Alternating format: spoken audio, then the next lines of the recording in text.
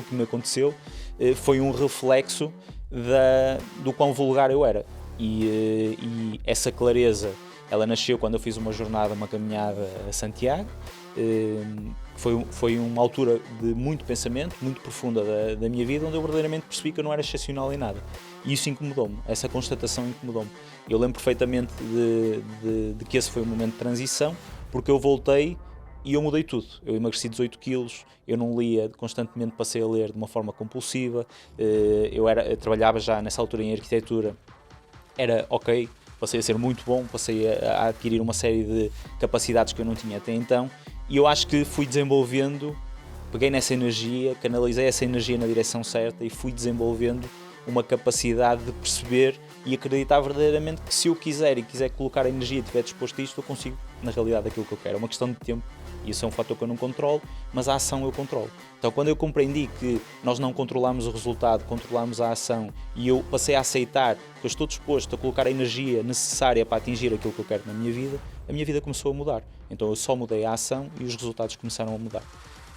Na altura peguei num projeto, quando estava na arquitetura, peguei no projeto do sítio onde eu estava a trabalhar e comecei a otimizá-lo onde eu podia, como podia, com as capacidades que tinha e comecei a olhar e isso fez-me questionar a minha vida.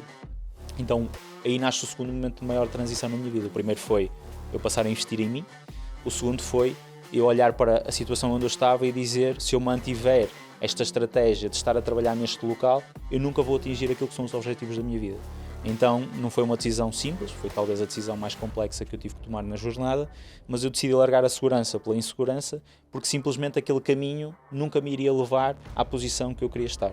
Então o empreendedorismo foi uma resposta necessária a um plano que existe, que é um plano que está muito ligado à liberdade de escolha, que é um princípio que eu não estou disposto a abdicar na minha vida.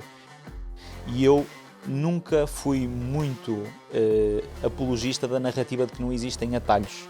Eu acho que é preciso um argumento extra, não é? Que é, nós não evoluímos no erro.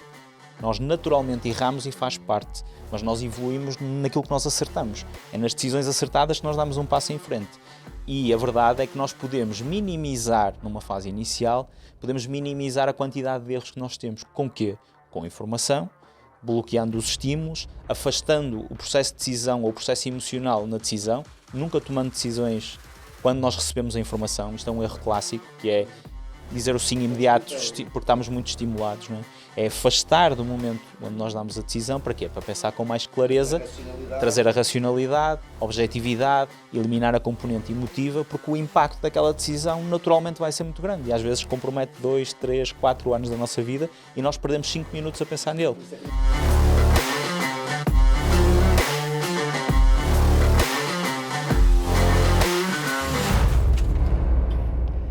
Olá a todos, sejam muito bem-vindos a um novo episódio do The Doers Podcast. Um podcast para vocês, fazedores, empreendedores que estão aí desse lado, que procuram inspiração, conhecimento e partilha de outros fazedores, outros doers, e é isso que hoje vamos trazer para este episódio, sem exceção, e tenho aqui um convidado fantástico, hoje comigo o meu grande amigo Luís Diogo.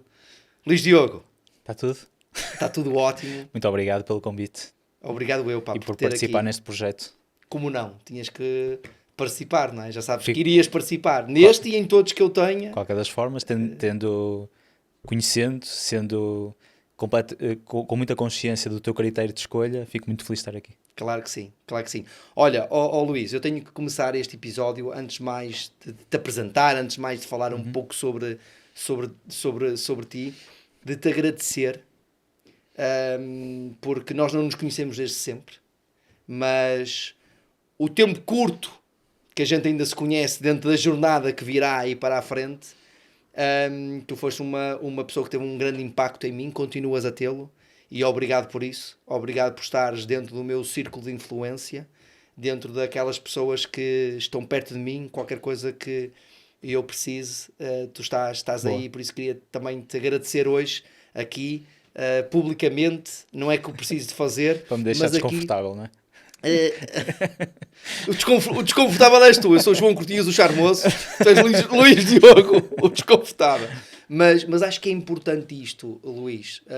Até para nós, eu já tenho batido em algum, não só na parte do networking, e nós em alguns episódios atrás já falámos sobre networking, mas o relationship, né? Só para manter o flow em inglês, mas a relação, né? É importante nós fazermos networking, mas é a relação que te permite ir para outro patamar, é a relação que te permite ter outro nível de profundidade com as pessoas, e eu acho que nós conseguimos desenvolver isso, e estou muito grato por isso, estou muito grato por ter dentro do meu círculo de influência, por tudo aquilo que nós partilhamos, por tudo aquilo que tu me permites te aportar, que eu te posso aportar, e por tudo aquilo que tu me permites e que tu me aportas. Obrigado mesmo por isso, e queria deixar aqui este disclaimer. Boa. Aqui este não foi um aviso inicial. Não foi de todo. Não foi. Nem estava... Aliás, nós não falamos disto, né? Portanto, eu não disse, olha, vou fazer isto, não. Foi mesmo algo do momento, porque ter-te aqui, sentado ao meu lado, fez-me lembrar a jornada quando nós começamos a contactar, as primeiras explosões que tive com todos os teus insights, e por isso muito obrigado. E para mim era super importante trazer para aqui um doer como tu, alguém que não só tem o conhecimento que tem, mas tem a humildade de o partilhar. E tem isso como propósito de vida. E isso para mim é muito importante. E por isso muito obrigado por estares aqui. Boa. É neste momento que, quando a Rita vir isto, vai-me chamar outra vez charlatão. Certo. Mas Rita, é do coração mesmo que eu estou a dizer isto. Está bem?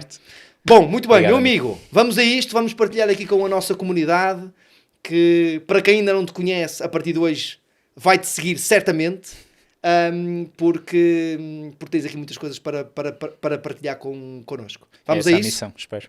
Bora. Luís Diogo, o Desconfortável, não é? Portanto, o cognome lançado há uns dias atrás, não é? Portanto, Luís Diogo, o Desconfortável. Tu vives muito nessa premissa, não é? Tu vives muito na premissa do causar o desconforto. Até hoje, pelas tuas condições naturais e pelo teu propósito, mas vamos recuar um bocadinho lá atrás. Antes de chegarmos ao Luís Diogo Desconfortável, quem é que era o Luís Diogo? Quem é que foi ou quem é hoje o Luís Diogo? E depois percebemos também como é que tu hoje, Luís, chegaste ao mundo do empreendedorismo. Porque é que tu em determinado... Tu nem sempre foste empreendedor, portanto fizeste um percurso que certamente tu vais partilhar aqui, e há um momento, há um trigger em que tu viraste: é isto que eu quero fazer, é este o meu caminho. E há claramente uma característica que salta em ti: é que tu és obstinado. Tu és obstinado. Tu vais em profundidade, não é? Em que momento é que isso se deu na tua vida? Mas recuando, quem é que era o Luís Diogo durante a jornada de construção? Boa. Por acaso, uma das coisas que eu consigo identificar que se mantém ao longo desde que eu me conheço enquanto pessoa é esta ótica do desconforto. O desconforto, ele nasceu numa identificação e não numa escolha que eu assumi recentemente. Foi muito mais uma clareza que eu tive recentemente sobre algo que sempre foi uma característica que eu tive, do que propriamente uma escolha. E acontece porque na minha vida, sobretudo nas pessoas em quem eu nutro um carinho enorme, eu sempre lutei muito por elas. Lutei mais por elas do que aquilo que eu acreditava que elas lutavam por elas mesmas. E isso foi uma característica que, dita desta forma, parece uma coisa positiva, mas foi algo sempre muito negativo na minha vida. Aliás, era-me identificado como um defeito que eu tinha, e esse meu ímpeto que eu colocava nas pessoas. Então o desconforto, ele sempre nasceu. Mas há uma diferença muito grande entre eu ter essa vontade de otimizar continuamente praticamente tudo, sobretudo quem eu verdadeiramente amava, desta obstinação. Porque aí há claramente uma fase na minha vida onde identifico onde é que isso nasceu. E não nasceu com uma ótica de eu vou empreender, eu vou canalizar esta energia de ser o melhor, a fazer aquilo que eu estou a fazer, de ir buscar a informação se ela existir. Ela não nasceu com o objetivo de eu empreender. Ela nasceu antes, ela nasceu de uma história de amor ou desamor, depende do ângulo que nós quisermos falar, onde acho que foi a primeira vez na minha vida onde eu me responsabilizei por algo que, muito a frio, eu não tive culpa nenhuma, não é? Parecia que eu não tinha culpa nenhuma, mas na realidade aquilo que me aconteceu foi um reflexo do quão vulgar eu era. E essa clareza, ela nasceu quando eu fiz uma jornada, uma caminhada a Santiago, que foi uma altura de muito pensamento, muito profunda da minha vida, onde eu verdadeiramente percebi que eu não era excepcional em nada. E isso incomodou-me, essa constatação incomodou-me. Eu lembro perfeitamente de que esse foi um momento de transição, porque eu voltei e eu mudei tudo. Eu emagreci 18 quilos, eu não lia, constantemente passei a ler de uma forma compulsiva, eu trabalhava já nessa altura em arquitetura, era ok, passei a ser muito bom, passei a adquirir uma série de capacidades que eu não tinha até então, e eu acho que fui desenvolvendo, peguei nessa energia, canalizei essa energia na direção certa e fui desenvolvendo uma capacidade de perceber e acreditar verdadeiramente que se eu quiser e quiser colocar a energia e estiver disposto a isto, eu consigo, na realidade, aquilo que eu quero. É uma questão de tempo.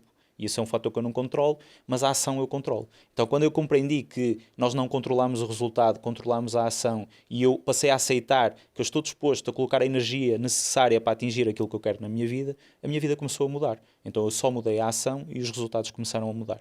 E a mentalidade empreendedora começou a nascer aí. Quanto mais informação eu absorvia, mais clareza eu ganhava. E eu acho que é impossível ser empreendedor sem, de certa forma, conseguir ver uma visão macro daquilo que é o nosso papel aqui na nossa vida, não é?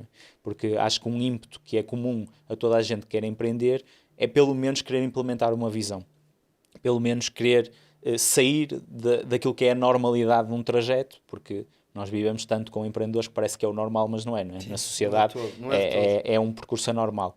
E nós estarmos dispostos a sair dessa curva, a largar uma segurança por uma insegurança, a não aceitar a mediocridade dos resultados, a querer mais para a nossa vida, para a vida da nossa família e isso ter um impacto direto na nossa vida, acho que nasce com clareza. E então foi a ação de eu ir buscar tanta informação. Na altura peguei num projeto, quando estava na arquitetura, peguei no projeto do sítio onde eu estava a trabalhar e comecei a otimizá-lo onde eu podia, como podia, com as capacidades que tinha.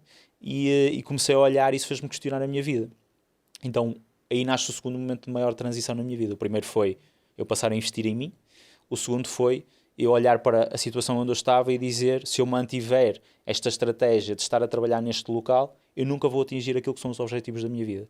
Então, não foi uma decisão simples, foi talvez a decisão mais complexa que eu tive que tomar na jornada, mas eu decidi largar a segurança pela insegurança, porque simplesmente aquele caminho nunca me iria levar à posição que eu queria estar. Então, o empreendedorismo foi uma resposta necessária a um plano que existe, que é um plano que está muito ligado à liberdade de escolha, que é um princípio que eu não estou disposto a abdicar na minha vida. Então eu não tinha o princípio da escolha, logo o empreendedorismo era o caminho que me permitia esse princípio da escolha.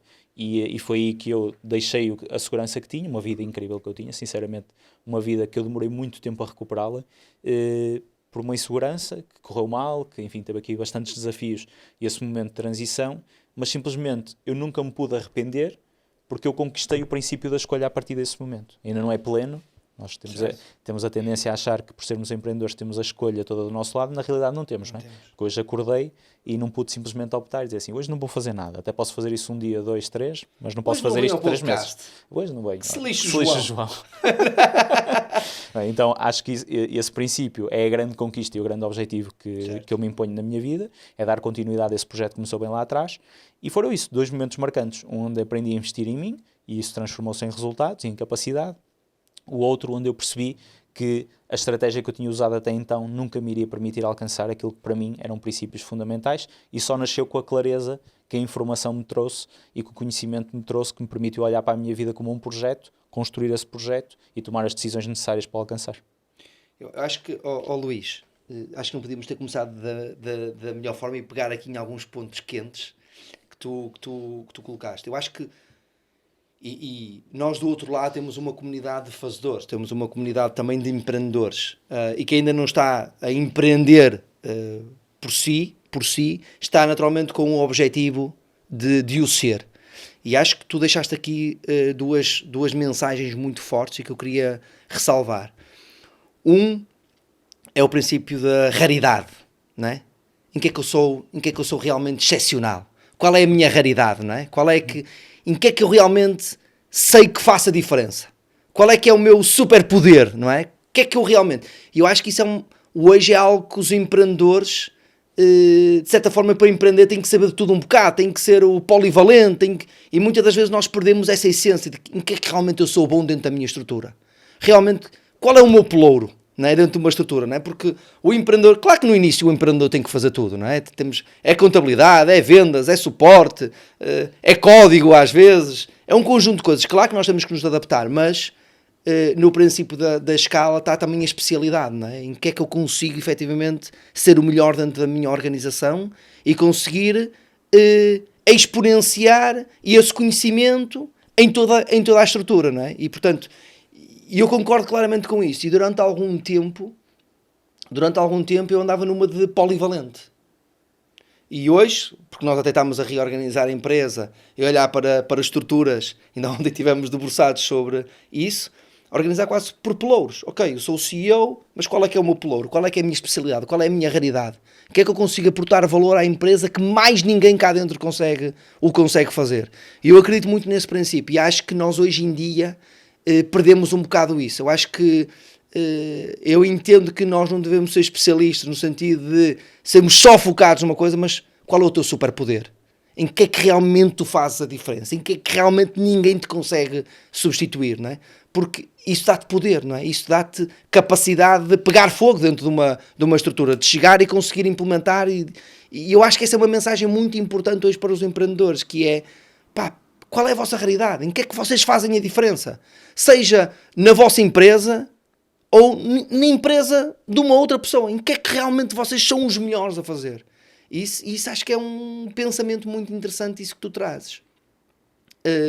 E depois, o outro pensamento que eu também queria aqui ressalvar, e naturalmente nós já tínhamos falado aqui algumas vezes sobre isso, foi o tomar a decisão. O tomar a decisão é a chave para, não é? E tu tomaste a decisão lá atrás, não é?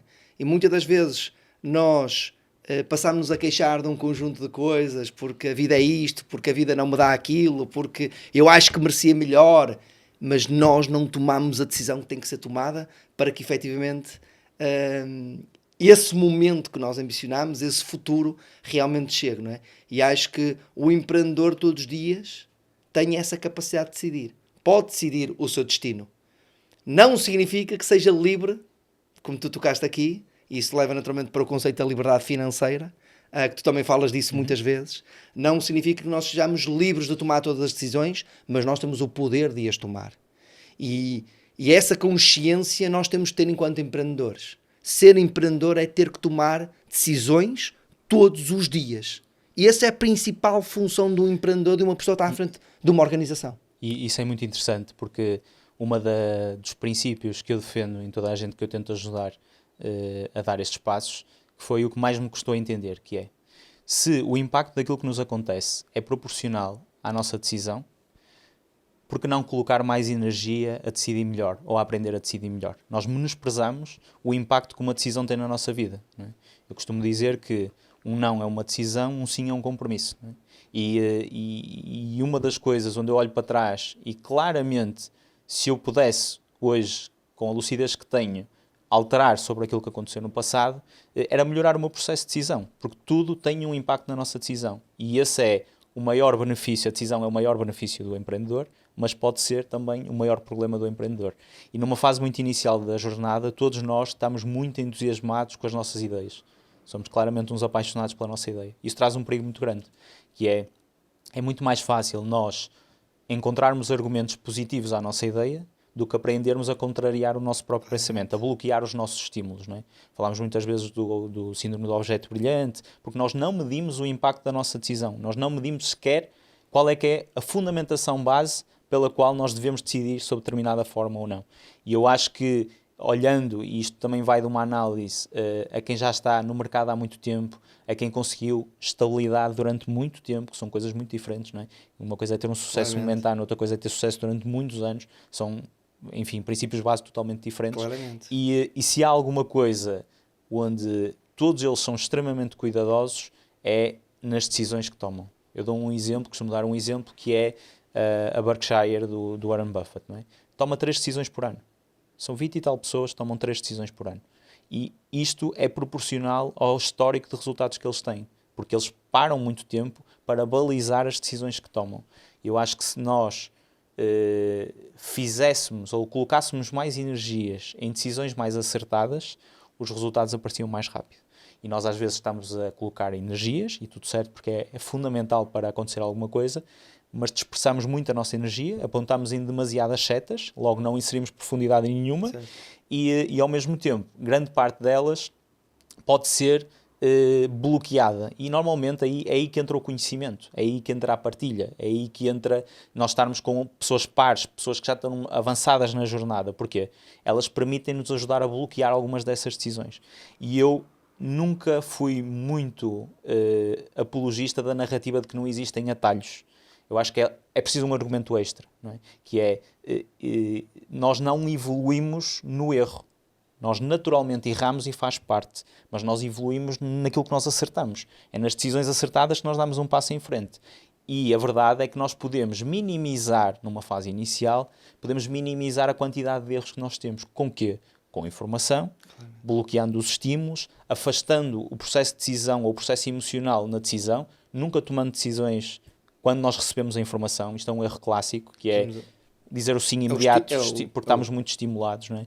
É afastar do momento onde nós damos a decisão, para quê? Para pensar com mais clareza, trazer a racionalidade, objetividade, eliminar a componente emotiva, porque o impacto daquela decisão naturalmente vai ser muito grande e às vezes compromete 2, 3, 4 anos da nossa vida e nós perdemos 5 minutos a pensar nele. Por isso é que nunca fui um bom trader, e eu sou uma pessoa claramente emocional. E esta proporção não é justa. Então estar a penhorar 4 anos da nossa vida com uma decisão que tomamos durante uma semana?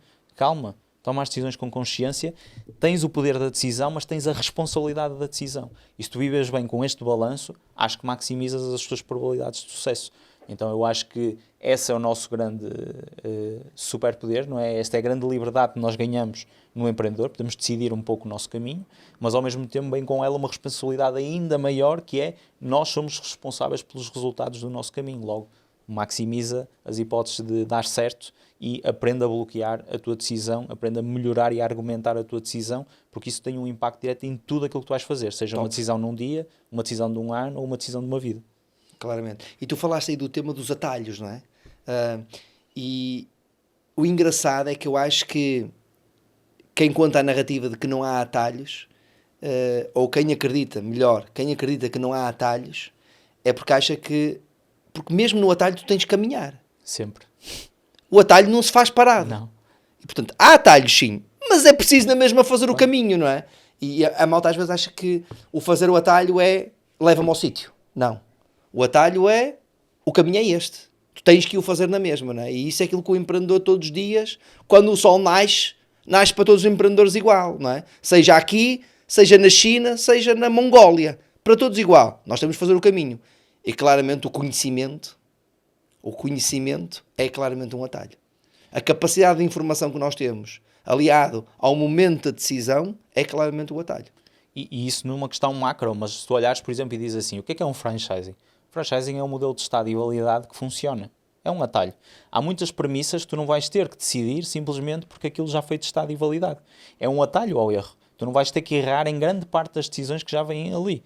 Outro exemplo, uma oferta que já sabes que funciona no mercado. Se tu aplicares essa mesma oferta àquilo que é o teu contexto, tu maximizas as hipóteses de escolha. Claramente. Então é um atalho que tu estás a tomar. E aquilo que eu ganhei como consciência ao final destes 7 anos e que me tenho refletido bastante, não tenho uma conclusão definitiva, mas tenho refletido bastante, que é, nós temos sempre a tendência a alocar o risco numa fase inicial da nossa jornada, a dizer assim, olha, arrisca enquanto podes, estás no início, faz o que tu queres, implementa os teus sonhos. A verdade é que nós olhamos, tirando aquelas pessoas que verdadeiramente nasceram com o ímpeto de mudar o mundo, e sejamos corretos, nem toda a gente tem esse ímpeto. Eu não tenho esse ímpeto, grande parte das pessoas que eu conheço não têm esse ímpeto, simplesmente têm o ímpeto de mudar a sua vida, a vida da sua família, e super legítimo. Okay? Super legítimo. Nem todos somos Elon Musk, nem temos que ser. E a lógica é, tirando essas exceções, a verdade é que faz muito mais sentido nós minimizarmos o erro numa fase inicial da nossa jornada. Porquê? Porque nós maximizamos os nossos resultados, geramos retorno financeiro, para poder implementar outros projetos com muito mais segurança, sem pôr em causa a nossa jornada e a nossa vida e a nossa família e toda a estabilidade. Então, faz muito mais sentido numa fase inicial nós irmos por modelos mais comprovados, mais seguros, que nós sabemos que com a nossa energia, com o nosso trabalho, com o nosso empenho, aquilo funciona, simplesmente porque o mercado já diz que aquilo funciona, do que estarmos a reinventar uma roda e a pagar o preço de tentar entender porquê. Isso vai comprometer anos da nossa vida, vai comprometer a nossa estabilidade emocional, vai comprometer a nossa estabilidade financeira, a estabilidade da nossa família, quando na realidade nós temos alta tendência a menosprezar o custo de uma ideia. Eu dou um exemplo. As pessoas acreditam verdadeiramente, quando estão a iniciar a jornada, que conseguem construir um Facebook com 1€. E tudo certo com esse pensamento, tudo certo, porque ele é uma chama muito importante para te manter consistente ao longo de muito tempo. Mas cuidado com isso, porque não é possível construir um Facebook com 1€, nem com 2, nem com 10, nem com 10.000.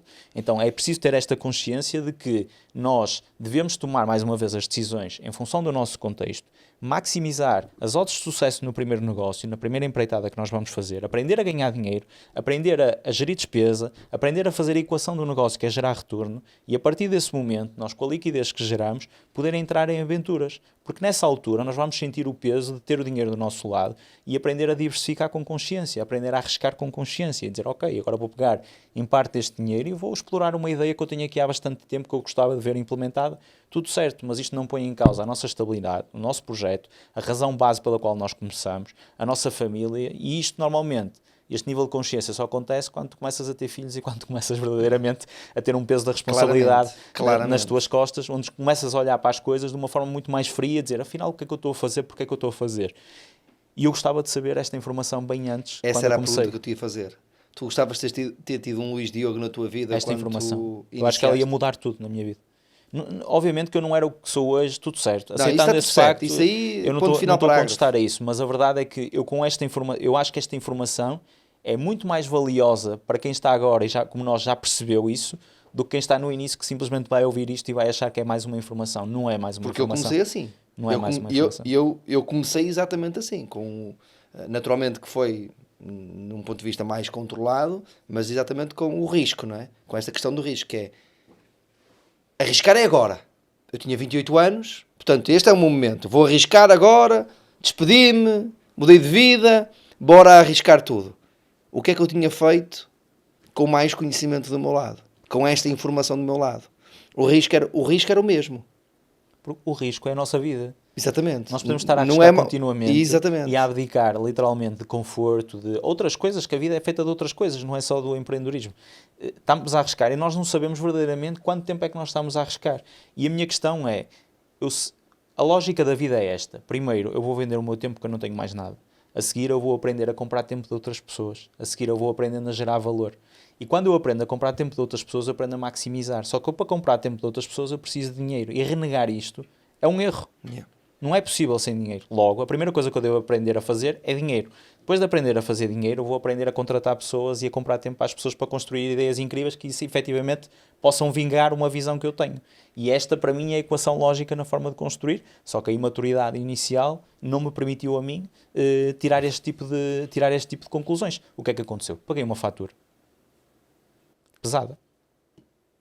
Meus amigos, e este take vai ser cortado, Luís Diogo.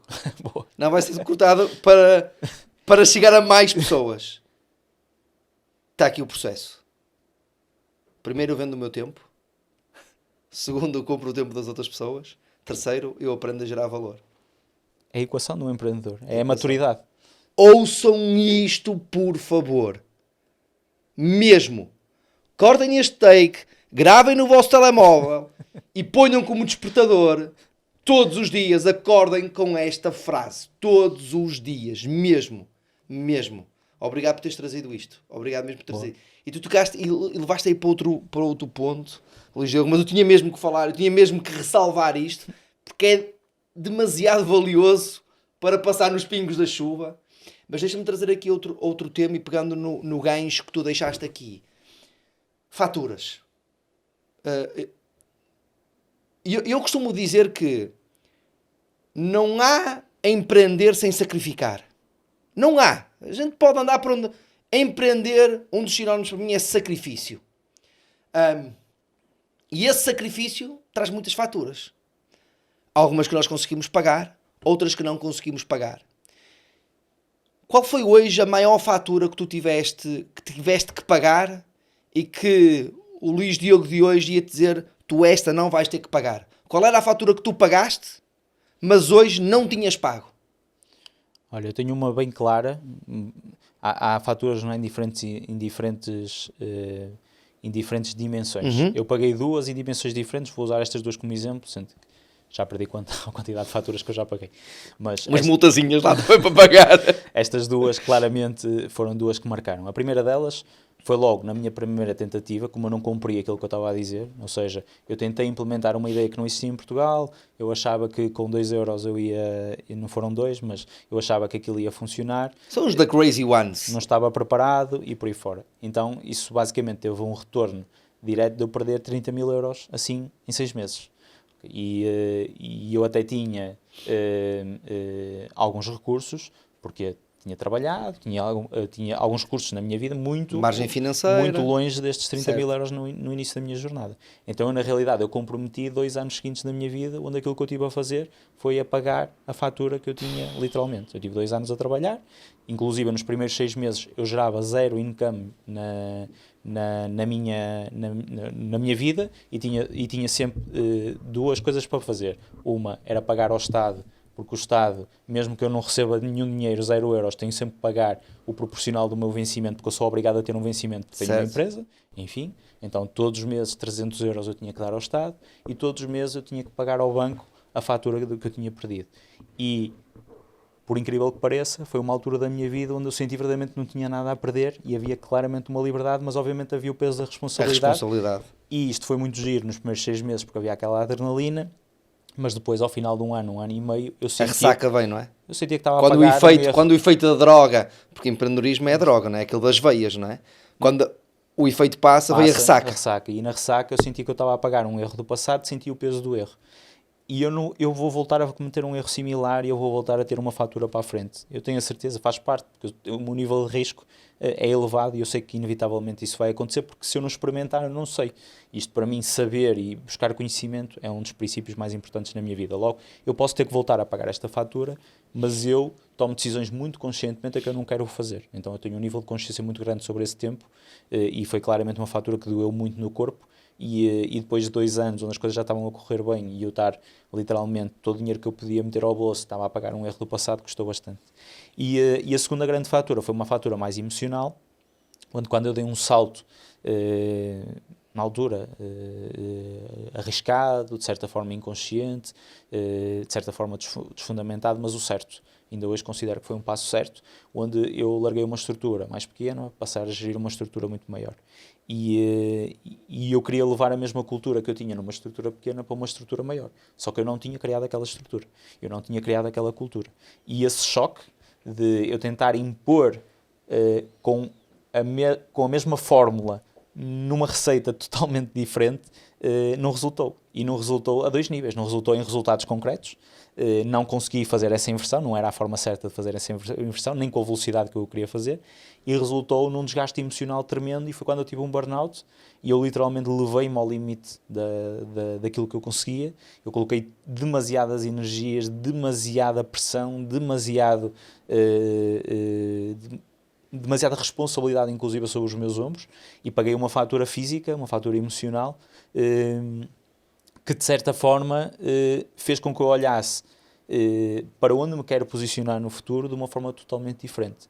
E hoje em dia eu já tomo decisões também com uma visão muito concreta desse período, que foi um período onde eu claramente me aproximei das pessoas que estavam comigo, me afastei das pessoas que não estavam comigo e onde eu percebi que eu tive muita culpa naquela ação. E então eu comecei a inverter as minhas ações, comecei a tomar ações muito mais desenhadas para médio e longo prazo, muito mais sustentáveis do que estar a reagir num curto espaço de tempo, porque ninguém consegue, há um limite para toda a gente. Eu naquele caso atingi, desta vez não um limite financeiro, mas um limite emocional, e são 2 faturas que eu ainda hoje me lembro e que eu muito provavelmente posso estar exposto a elas porque eu estou no jogo, não é? Qualquer uma delas, mas se acontecer outra vez, eu pelo menos tentei inverter tanto uma como a outra, porque criei estratégias na minha vida para tentar inverter. Eu não sei se essas estratégias são as certas, nunca ninguém sabe. Isso vão funcionar mais do que uma vez, não é? Nunca ninguém sabe.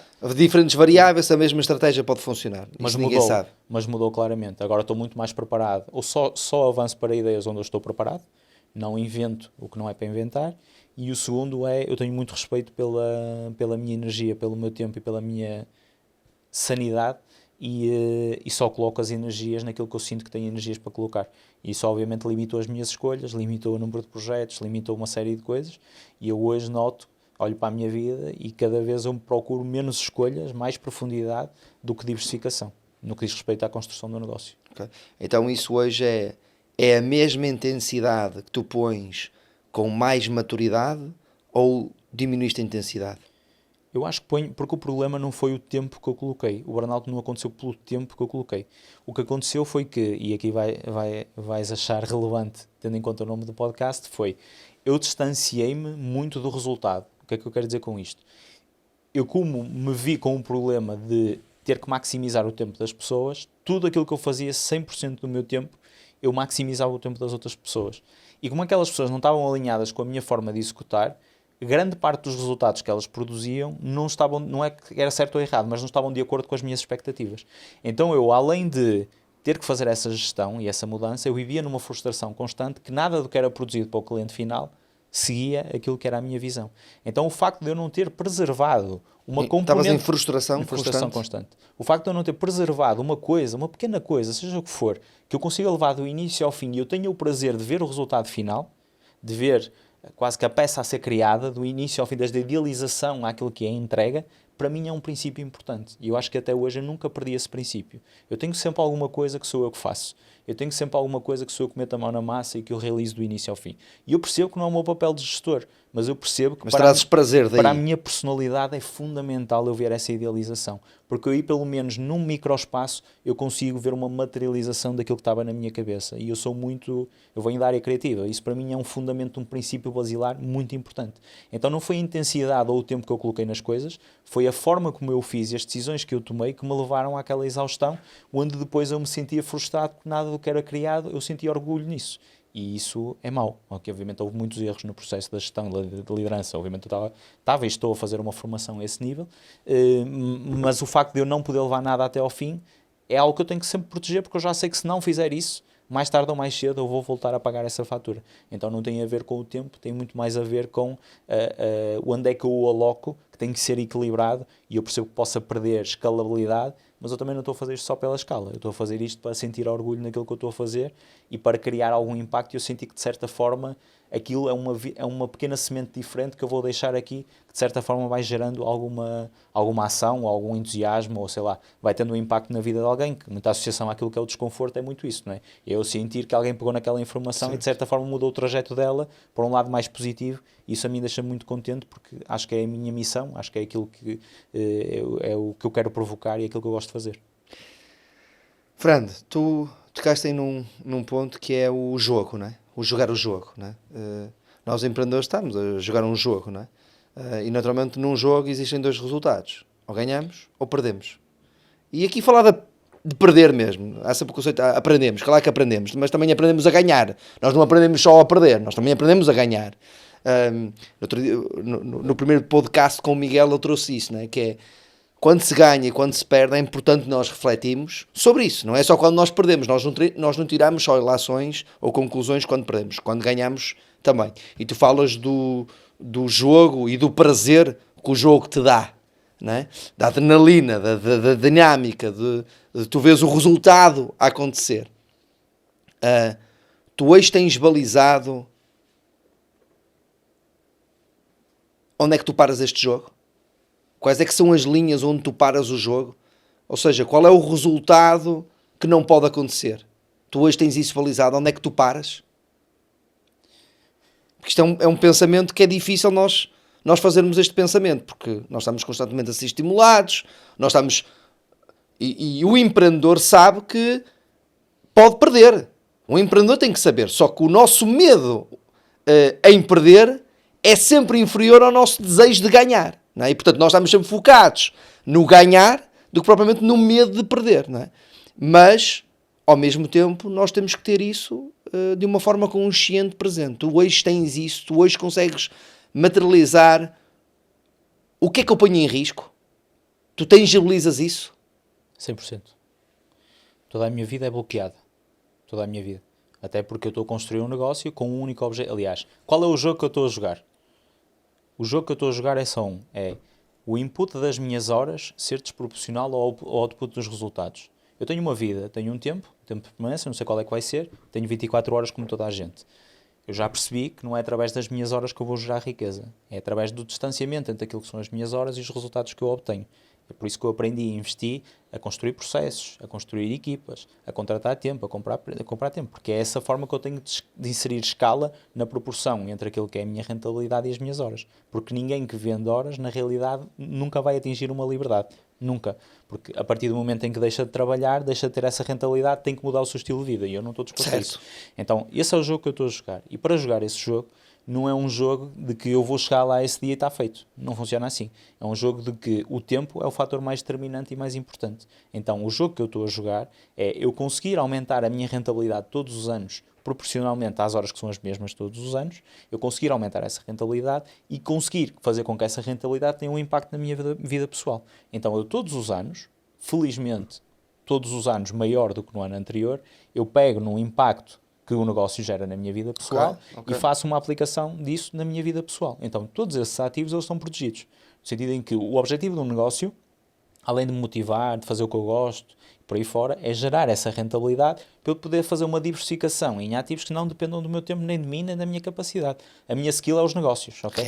É lá que eu vou aumentando e vou aplicando esse rendimento que eu tenho de uma forma que nem prejudique aquilo que é o meu dia-a-dia, okay? Mas que seja uma forma que me permita chegar àquilo que é o dinheiro não ser a equação de decisão da minha vida. Eu poder simplesmente poder decidir. E para eu poder decidir, quer as pessoas queiram aceitar ou não queiram aceitar, o dinheiro é uma equação importante. Porque eu também quero poder decidir, mas não quero deixar de ir ter um bom restaurante com a minha família, não quero deixar de ir de férias com a minha família. Há uma série de coisas que têm esse nível de exigência. Obviamente que eu tenho um padrão ao nível de vida que eu quero, um padrão que tem um equilíbrio que eu pretendo para a minha vida e para o meu estilo de vida. Isso estando definido, eu estou a construir um plano ao longo de X tempo. Todos os anos, consoante os resultados que eu vou tendo numa empresa, eu vou fazendo essa aplicação, esse projeto. Então aquilo que eu coloco em causa, e daí eu assumir esse risco, aquilo que eu coloco em causa é o negócio em si. É eu durante aquele ano deixar de ter rentabilidade, ou durante 2 anos eu deixar de ter rentabilidade. Mas eu sei que eu crio outro negócio e muito rapidamente eu coloco a ter rentabilidade. Certo.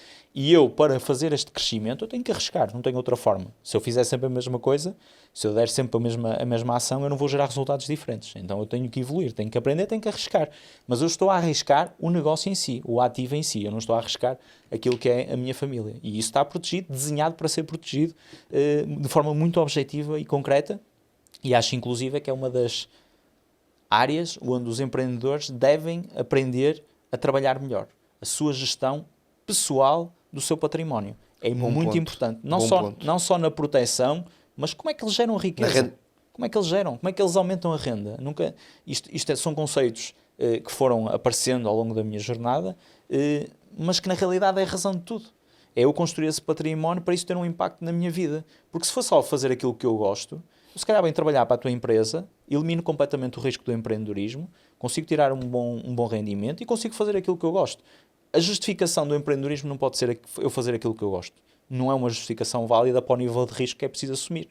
E tu podes dizer, mas é uma justificação válida para mim. Não foi isso que eu disse. Não é uma justificação válida para o nível de risco que tu estás a assumir, quer tu queiras, quer não queiras. Completamente certo. E ter um negócio tem risco. Logo, aprende a proteger-te e aprende a construir património pessoal, que é para isso que um negócio serve.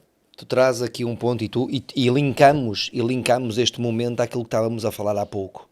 Que tem a ver e nós, enquanto empreendedores, temos que entender que existem 2 palavras que muitas das vezes nós usamos com o mesmo significado, que é culpa e responsabilidade. Nós não teremos culpa de tudo aquilo que nos vai acontecer, mas nós temos responsabilidade sobre tudo aquilo que nos vai acontecer. E fixem isto. Nem sempre a culpa vai ser nossa, mas a responsabilidade é nossa. E a nossa responsabilidade começa em protegermos e mitigarmos riscos pessoais quando empreendemos. Porquê? Porque o sistema que nós hoje estamos é que a dívida que tu assumes hoje vai-te perseguir para o resto da tua vida. E, portanto, tu estás a hipotecar muitas das vezes não só uma decisão tua, como uma decisão de gerações que vêm a seguir a ti.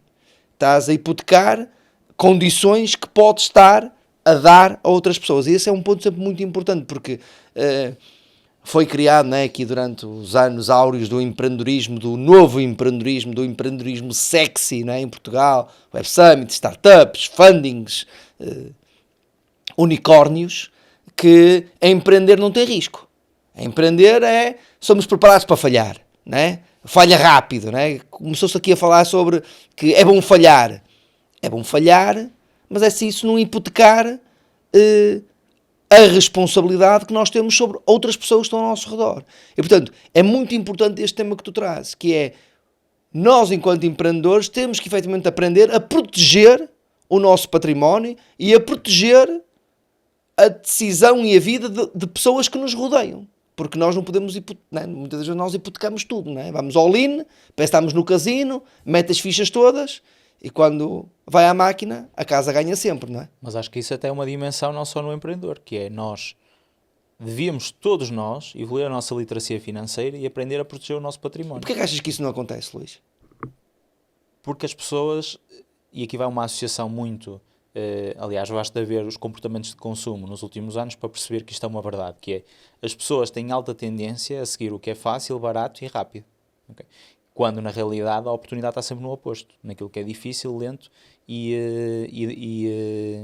caro. Então, a lógica aqui é, porque é que as pessoas não se apelam a isso? Porque exige um nível de investimento muito grande. Da mesma forma que eu, para aprender a evoluir a construção do meu património, tive que investir financeiramente e tive que investir muito tempo para aprender como é que eu iria fazer. A maior parte das pessoas não quer fazer este investimento porque não vê um retorno imediato. Então, quando o retorno não está muito próximo da nossa ação, as pessoas têm sempre alta tendência a não querer seguir este comportamento. Porque vão ter que, durante muito tempo, fazer uma coisa sem ver os resultados. Isto acontece no exercício físico, isto acontece numa estratégia de SEO. Porque é que as pessoas não fazem SEO? É ilógico, é um investimento obrigatório em qualquer empresa, porque a ação está muito afastada dos resultados. Então tu tens que fazer a ação durante muito tempo até começares a ver os teus resultados e as pessoas param. Pronto, então, efeito composto, não é? As pessoas não aceitam que tudo o que de valor se cria na vida tem um efeito composto, nas relações, no dinheiro, nos negócios. Capitalização, é capitalização ação da mesma ação durante muito tempo, no repetida no tempo, que traz os efeitos cumulativos. E as pessoas que geram riqueza são excepcionais, no sentido de são outliers, são pessoas diferenciadoras, porque aprenderam a controlar o impulso de saltar fora da linha quando já estão injetados a tempo. E que na realidade é o justo porque se já injetamos tanto tempo a tentar atingir aquilo que faz mais sentido para gerarmos retorno é darmos continuidade a essa ação, não é começar uma ação completamente nova. Isto obviamente partindo do princípio que a ação é assertiva. A questão da literacia financeira é porque é um tema complexo, tem a sua complexidade. Depois de entrarmos no tema, como todos os temas, passa a ser um tema básico, mas a ação não é imediata. Ninguém vai ficar rico num ano, ninguém vai ficar rico em 8 meses, ninguém vai ficar rico provavelmente em 2 anos, e mesmo o conceito de rico vai mudar completamente. Hoje, daqui a 10 anos, vai ser completamente diferente, porque os teus níveis de vida, a inflação e uma série de coisas vai mudar. Logo, aquilo que tu tens que aprender é como é que tu te posicionas para teres o estilo de vida e o nível de vida que tu queres no futuro. Isso devia ser obrigatório, porque nós não vivemos num sistema onde é possível viver ao lado da questão do dinheiro. Como não é possível, nós devemos aprender a controlar isso. E quer uma pessoa ganhe um salário mínimo, uma pessoa tenha uma rentabilidade muito fora do normal, os princípios que definem a construção da sua liberdade financeira são exatamente os mesmos.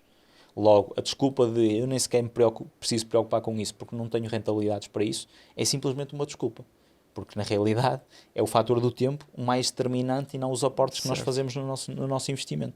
E como as pessoas não procuram opções, não investem, inclusive, a bloquear os estímulos, que não falta nessa área é estímulos errados.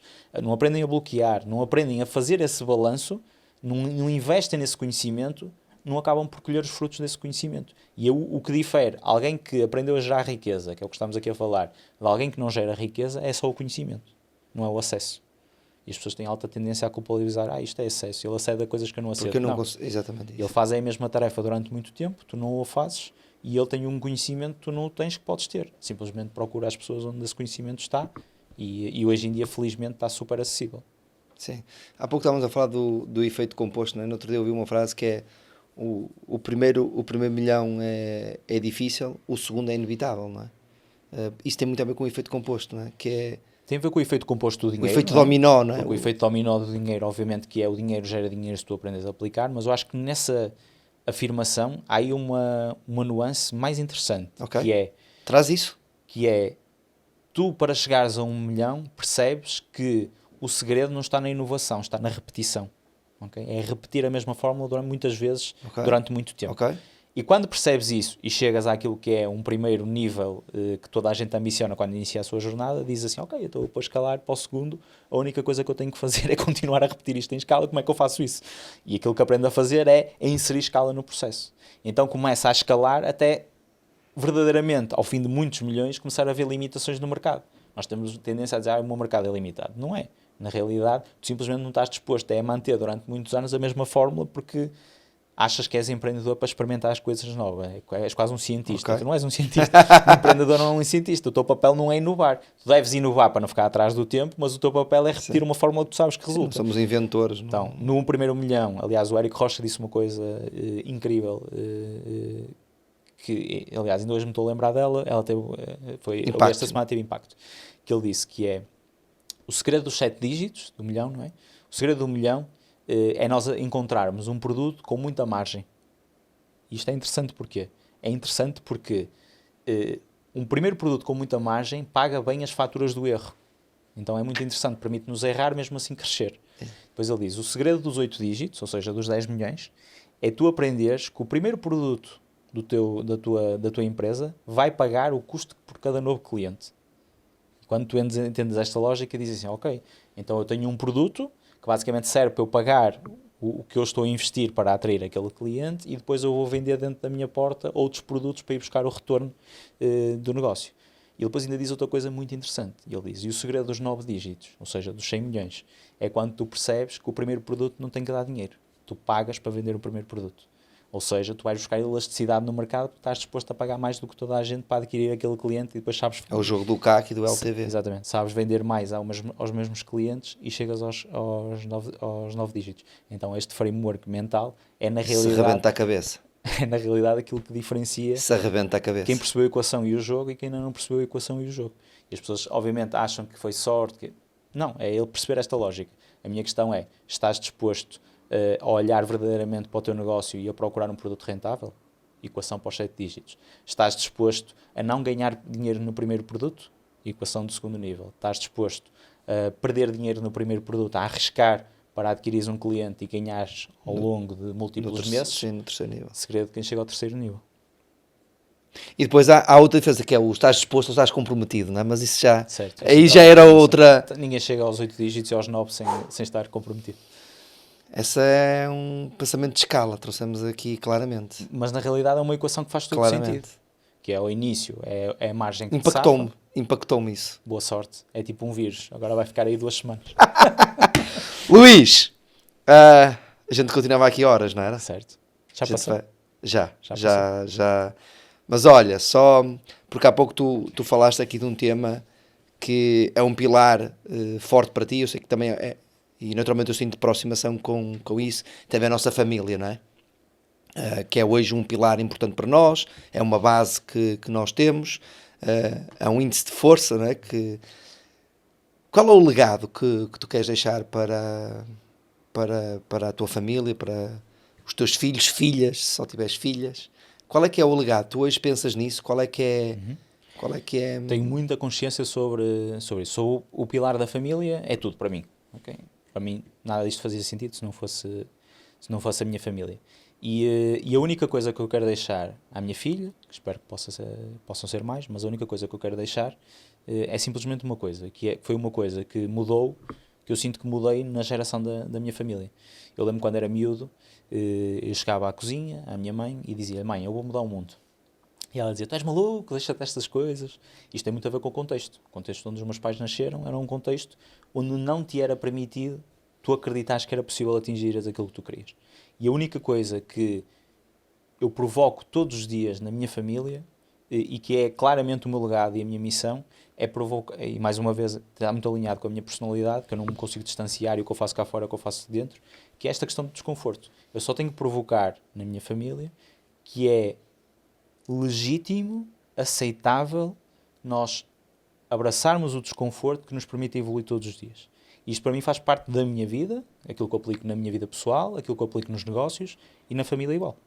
A minha filha todos os dias será estimulada para como é que tu podes ser melhor 1%. Não é o que eu quero que tu sejas melhor, é o que é que tu achas que podes fazer de melhor hoje que não fizeste ontem. E eu acho que essa mensagem tem um poder gigante, porque primeiro te abre um mapa de que isto até é possível se eu, em vez de olhar para a montanha, olhar para as pequenas etapas, e ao mesmo tempo cria-te uma cultura de otimização contínua. E depois o tempo faz o resto.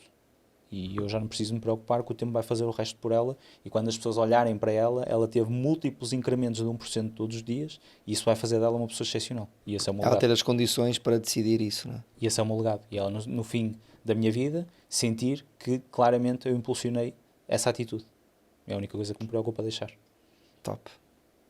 Até nisso temos muito alinhado. Luís, foi um gosto enorme. Obrigado. Doers, foi incrível, não foi? Eu já sabia que ia ser. E se eu não te conhecesse, hoje tinha sido um dia importante na minha vida. Se eu te conhecesse hoje, tinha sido um dia muito importante na minha vida, e tenho a certeza absoluta que foi um dia também importante aqui na comunidade que nos acompanha, nos Doers, que estão agora a começar, que estão agora a enfrentar os primeiros desafios, outros que vão mais à frente, que entendem o sentido da escala, e claramente isto que falámos há pouco sobre o poder de aquisição, sobre o poder de gerar receita. O primeiro produto claramente paga os produtos seguintes. Obrigado, Luís, mesmo por este momento, por este episódio que tu trouxeste aqui para o The Doers Podcast. Obrigado por criares a plataforma, por convidar as pessoas que simplesmente não aceitaram a mediocridade na vida delas, porque acho que é toda a gente que se senta nesta cadeira tem um pouco esse perfil. O resultado interessa zero, interessa essa atitude, e sinceramente acho que isso é uma mensagem que tem que ser projetada. Acho que as pessoas estão demasiado acomodadas às circunstâncias, ao contexto que elas têm. Os contextos são sempre diferentes, são sempre difíceis, são sempre desafiadores, mas na realidade é esta inspiração que faz com que alguém possa efetivamente dar o primeiro passo. E certamente já te aconteceu isto, já me partilhaste algumas vezes, também já me aconteceu comigo. Não existe nada na ótica profissional que me dê mais prazer do que ouvir alguém passado algum tempo que ouviu determinada coisa que eu lhe disse e isso gerou um impacto na vida dela. E na realidade o facto de eu dedicar o meu tempo, que é uma coisa que eu prezo como nunca, sobretudo depois da minha filha ter nascido, a estar aqui contigo hoje, é porque não tenho um carinho enorme por ti, mas é porque eu sei que tu criaste a plataforma certa com as pessoas certas para poderem efetivamente pegar nesta mensagem e implementar na vida delas, e acho que é isso que eu sinto e quero que aconteça. Obrigado, coração mesmo. Boa. Amigo, malta, se querem continuar a ter convidados como o Luís Diogo aqui, porque é este o nível de entrega que nós queremos fazer aqui no The Doers Podcast, sem bullshit, sem tangas, trazendo a brutalidade dos factos, as coisas como elas são, histórias de empreendedores que quebraram as barreiras, que quebraram as circunstâncias e as probabilidades que o destino tinha agendado para eles. Sigam este podcast, subscrevam o podcast, partilhem a história do Luís Diogo, os insights, os ensinamentos e tudo aquilo que ele nos deixou aqui, porque o The Doers Podcast também precisa de vocês.